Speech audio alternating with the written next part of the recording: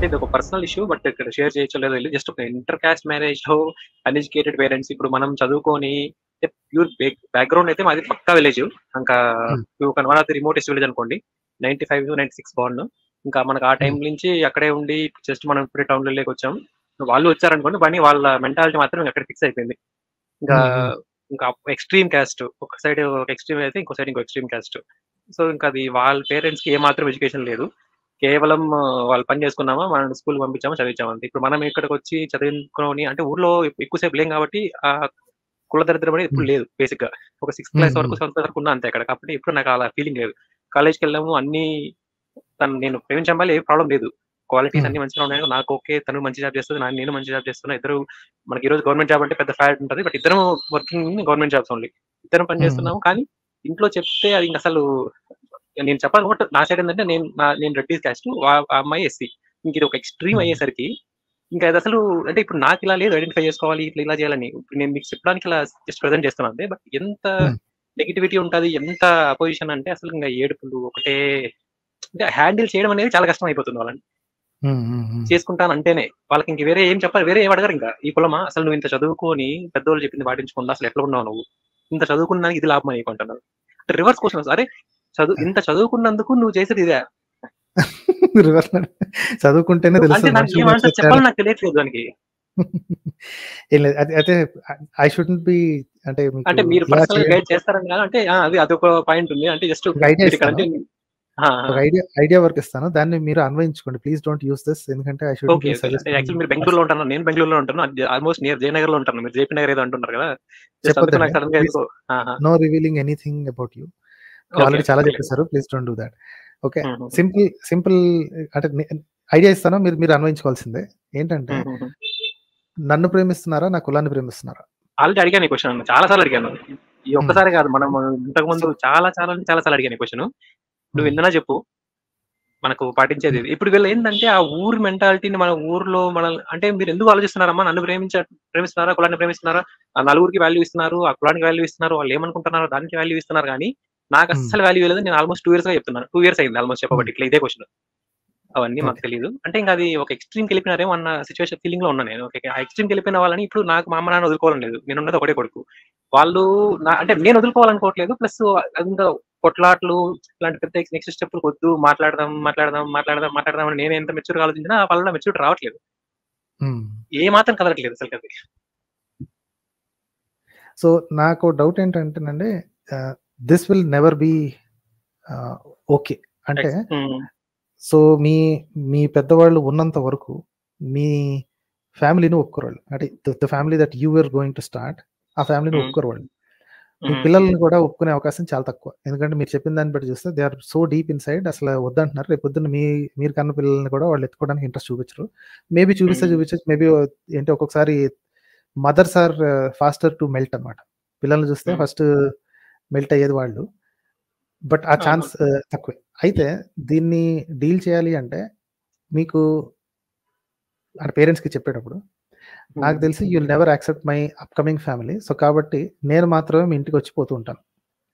అవసరం లేదన్నారు. రావాల్సిన అవసరమే లేదు అసలుకి. వెళ్ళిపో. ఓకే. ఆ మాట అనేసారా? ఓకే. అవసరం లేదు ఇంకా అసలు. ఓకే. తేల్చేసారు. ఇంకా ఎమోషనల్ డైలాగ్స్ అండి. నువ్వు చచ్చిపోయినా సరే ఇంక రావద్దు. మన దగ్గరికి రావద్దు. నువ్వు చచ్చిపోయినా నువ్వు ఏమైనా మేము రాము.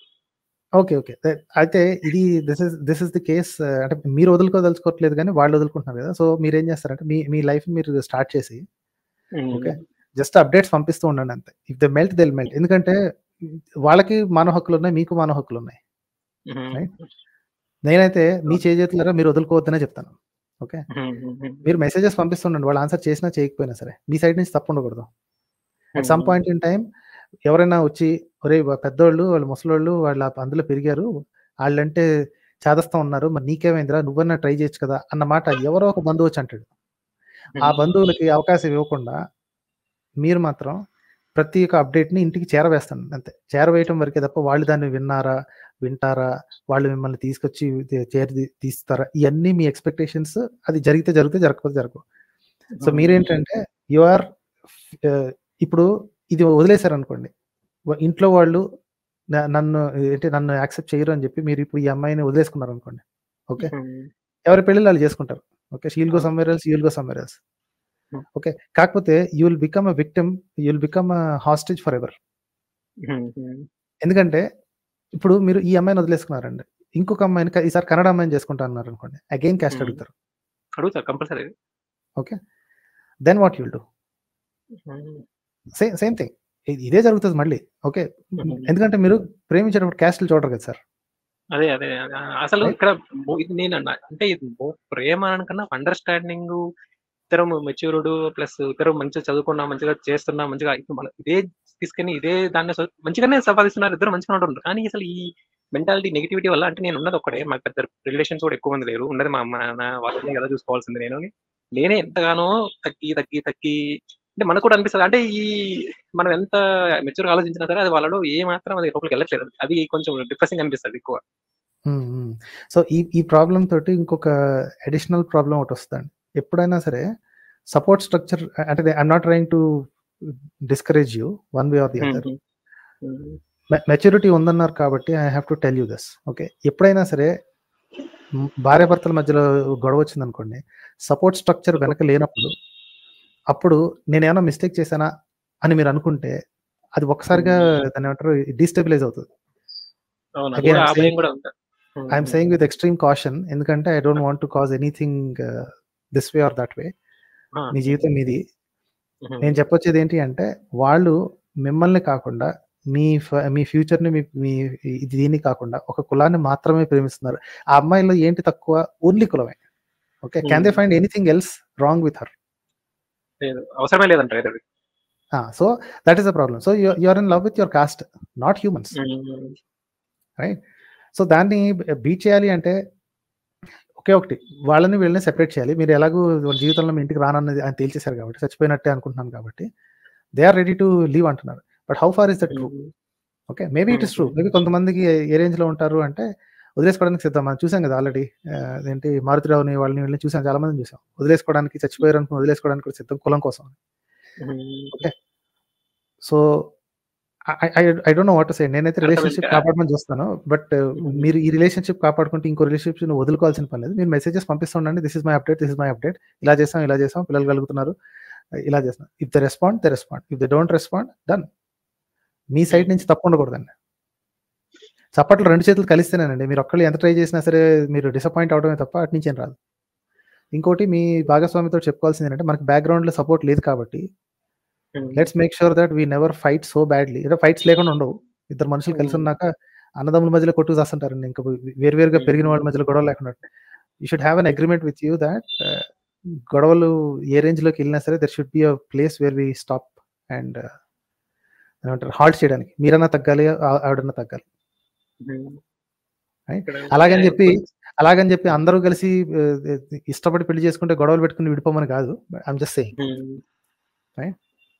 టఫ్ సిచ్యువేషన్ అండి. ఈ కులపిచ్చి మీరు స్టార్ట్ చేసింది కాదు, మీరు కాజ్ చేసింది కాదు, మీరు కారణం కాదు. కానీ పడాల్సింది మీరే. అంటే అసలు నేను ఏం చేయలేదు కదా. ఇప్పుడు 29 ఇయర్స్ ఉన్నప్పుడు అంటే నేను చిన్నప్పుడు అంటే మా ఊర్లో చాలా మంది ఉంటారు నాతో నా ఏజ్ వాళ్ళు 4-5 ఇయర్స్ గ్యాప్ ఉన్న వాళ్ళు.